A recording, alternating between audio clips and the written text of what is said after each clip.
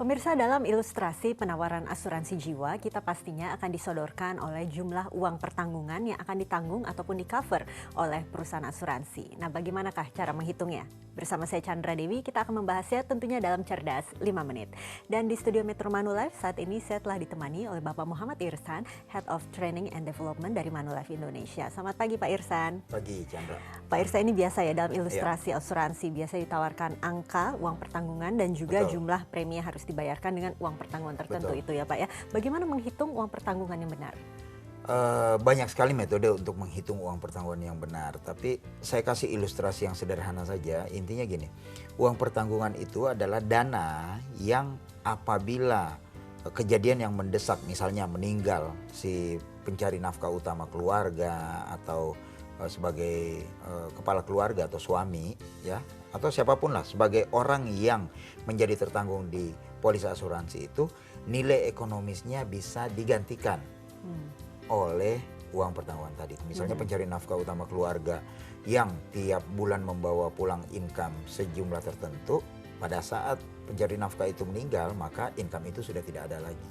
Nah, fungsi dari uang pertanggungan yang ada di perusahaan asuransi jiwa untuk menggantikan nilai uang tadi. Ya, jadi memang uang pertanggungan itu tidak sama nilainya dengan nilai hidup kita, Betul, gitu ya Pak ya. Prinsipnya gini, kita beli asuransi jiwa dengan uang pertanggungan yang sama, besar kecilnya premi itu ditentukan oleh usia. Jadi semakin muda orang membeli program asuransi jiwa dengan uang pertanggungan yang sama akan semakin murah preminya. Tapi uang pertanggungan itu sendiri hal yang berbeda, dia ditentukan terhadap kebutuhan. Misalnya selain sebagai kepala keluarga, orang ini juga punya kewajiban-kewajiban lain. Misalnya punya cicilan rumah dan sebagainya. Kalau itu mau dihitung sebagai nilai ekonomis menjadi uang pertanggungan juga memungkinkan. Sehingga apa?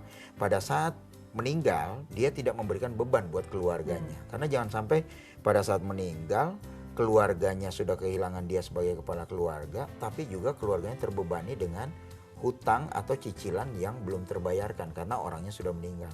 Nah, kalau program asuransinya itu sesuai, proteksi uang pertanggungannya juga sesuai, maka apabila yang bersangkutan meninggal, maka dana dari uang pertanggungan tadi bisa dibayarkan, bisa membayarkan utang-utang yang menjadi kewajiban dia, sehingga tidak menjadi beban buat keluarga. Oke, bagaimana cara kita menghitung uang pertanggungan yang tepat? Apakah memang bisa kita nilai berdasarkan jumlah orang yang bergantung pada diri kita, begitu Pak, atau bagaimana? Ada dampaknya terhadap jumlah orang yang bergantung kepada diri kita. Misalnya punya anak, berapa tanggungan anak dan sebagainya, karena itu kan akan membutuhkan biaya ke depannya, pendidikan anak bagaimana dan seterusnya, itu bisa menjadi bagian dari menghitung uang pertanggungan. Tapi yang paling sederhana adalah misalnya gini, kepala keluarga ini mempunyai income, kita ambil angka gampang 10 juta. Tiap bulan dia pulang ke rumah dia membawa uang 10 juta. Yang paling penting adalah paling tidak uang pertanggungan itu bisa menggantikan nilai 10 juta tadi setiap bulan terhadap keluarga tadi. Jangan sampai nilai itu berkurang dibandingkan apa yang biasanya keluarga ini dapatkan setiap bulannya. Itu sebetulnya tujuan yang paling mendasar. Oke, jika sudah dihitung, apa memang kita harus selalu mengambil polis asuransi dengan uang pertanggungan yang sesuai dengan nilai ekonomis kita yang sudah dihitung atau bagaimana ini Pak? Nah, kalau ditanya apakah kita harus selalu mengambil uang pertanggungan tersebut, tergantung. Balik lagi urusan yang tadi premi, apakah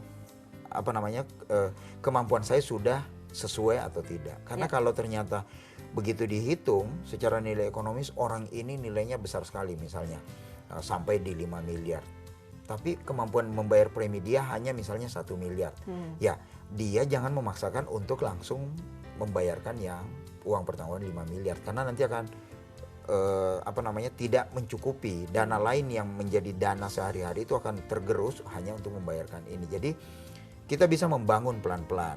Tahun ini saya beli dengan uang pertanggungan 1 miliar, tahun depan dengan misalkan ada kenaikan gaji atau ada rezeki lain, uang pertanggungannya saya tingkatkan menjadi 2 miliar dan seterusnya. Jadi kita bangun pelan-pelan. Karena memang biasanya asuransi ini sangat fleksibel ya Pak ya? Iya, betul. Baiklah Pak Irsan, terima kasih banyak Pak atas informasinya.